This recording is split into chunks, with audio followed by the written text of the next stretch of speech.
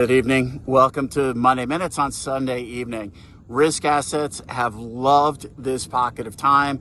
If you look at high yield credit, option adjusted in over 150 basis points, investment grade, you look at equities, they've all loved this period of time after a very, very sharp repricing for the first 4 months of 2022. For us, clearly bearish in rates. We changed our posture in and around that May, June time period. It has been rates leading the way all along from September of 2021 with the global pivot. The rate story has led risk assets every step of the way.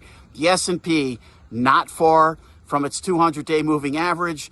You look at high yield credit, the biggest rounding period in 2020, 2021 that we've seen in a long time. There was nothing structural in that chart that's saying we're coming back and heading toward new lows. Could we go a little bit tighter? Of course.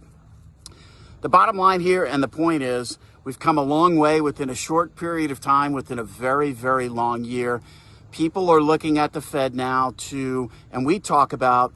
Thank you to Bloomberg over the weekend for including us in this debate over 50 versus 75. Certainly to Fox Business and Maria Bartiromo last Monday for including us in our yield curve call for 2s10s to get very close to negative 50. What that means ultimately for the economy.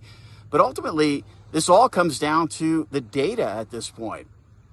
That is what Chair Powell told us coming out of the meeting from last month in July. And why should we not believe him? There's no forward guidance. It's all data dependent. The table is set for 50 versus 75. That's clear. And this week we will get the FOMC minutes. But what more are we really going to learn if the Fed is truly data dependent, that they're data dependent and no forward guidance? So we're skewing now, 50 versus 75. In the end, to us at least, the bigger picture is that terminal rate. What is the Fed's end game? What is the cost of capital? So we've been very reflective on yield curve shape and very constructive on the Treasury market in and around 3.25 or 3.50 in nominal 10-year yields, which we reached a couple of months ago, thinking that was a good place to deploy capital, not only from a rate perspective, but obviously spreads being wider. It's not to say these are absolute levels, but in the context of what we've seen, really you can go back before 2020 if you look back globally, but certainly since the pandemic, if you look at spreads, if you look at rates, ultimately these have been some of the most attractive levels from an investor perspective.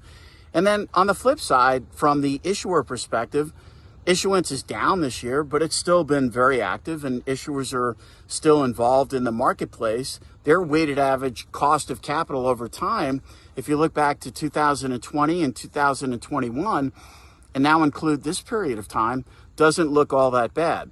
So that end game for the Fed does matter. And it's certainly clear that we think the Fed wants to get to in and around 350 by the end of this year, with the potential to go a little bit further next year. And so we've been pushing back a little bit on that forward curve pricing in 2023, where the Fed comes down very quickly after going up in terms of terminal rate and then easing again. And we do think that is a key theme, and we wrote this in our weekly this week.